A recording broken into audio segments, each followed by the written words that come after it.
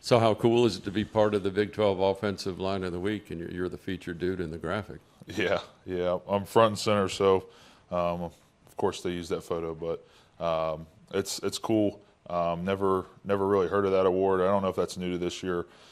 Zach had texted me yesterday informing us and me that we were going to win that this week, so that's cool. I think we protected the first 2 weeks really well.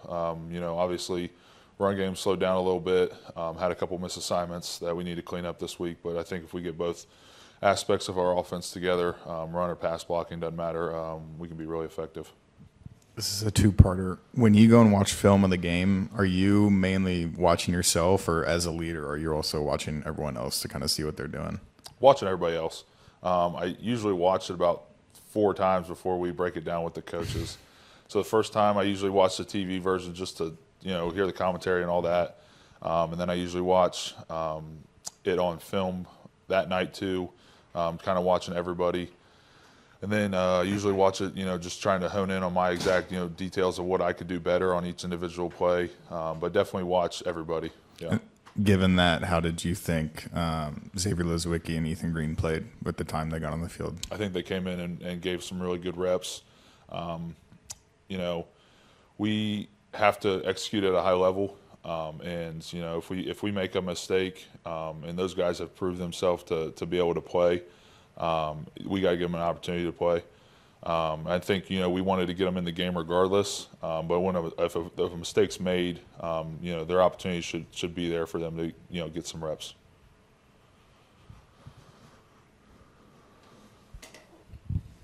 Gavin, you came when Luke Fickell was here, and he would always say that this program wants to be driven through the offensive and defensive lines. Where does this offensive line this season rank amongst the ones you've played with throughout your time here? I think as the season progresses, I think it could be the best.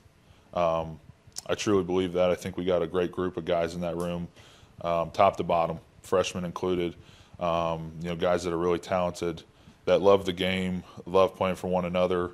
I think it could be the best one. Obviously, I won't put that mark on it right now.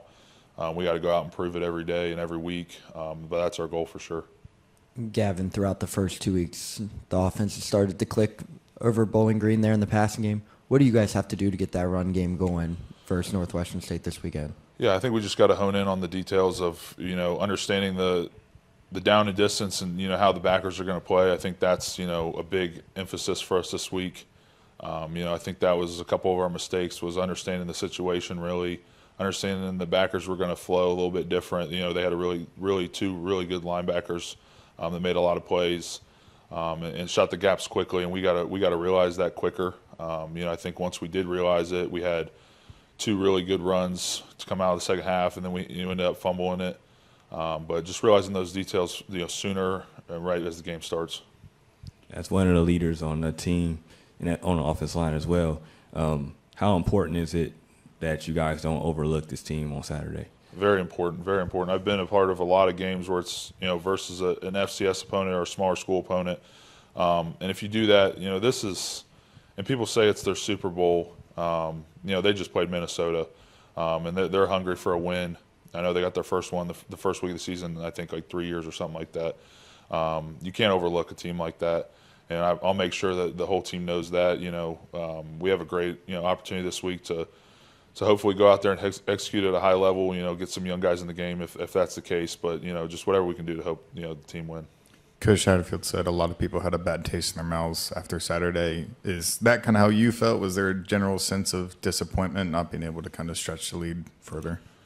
Yeah, because you could feel when we came in the locker room. Obviously, everybody was happy and weight lifted off their shoulders that we got to win, and then we executed to some extent. And the pass game looked really good, protection looked really good, but we knew that it wasn't as energetic as it usually is with a win, and that makes me happy to know that there's room for growth. Guys know that we can be better than that, we can execute better than that. So yeah, for sure. You can't overlook them, but this is a game you should win decisively. Any message to the students that might want to take off at halftime? I ask them not to. I think we're going to need them. I think you're going to see a lot of, hopefully a lot of, new faces out there. If we go out and execute at a high level, So, you know, if you want to see somebody play that maybe hasn't played, you should stick around for the whole game. You guys haven't given up a sack in the first 2 weeks. How important is that moving forward as you get closer to Big 12 play? I think really important. If we can keep Brendan clean, he'll make us look good. We'll make him look good. We'll protect as long as we can for him. You know, I think he has a very quick release that makes us look, you know, good in a lot of ways. And honestly, it's helped us. I mean, I know we've gave up a couple pressures. I think I've gave up one in the first 2 games that, you know, luckily he got rid of the ball. You know, if he wouldn't have, you know, if he would have tried to, if there wasn't somebody open right away for him to get the ball to, you know, it could have ended up being a sack. So I'm very thankful for him, but continue to hone in on the small details, make sure we, you know, are getting our hands in the right spots. That'll give us a great advantage.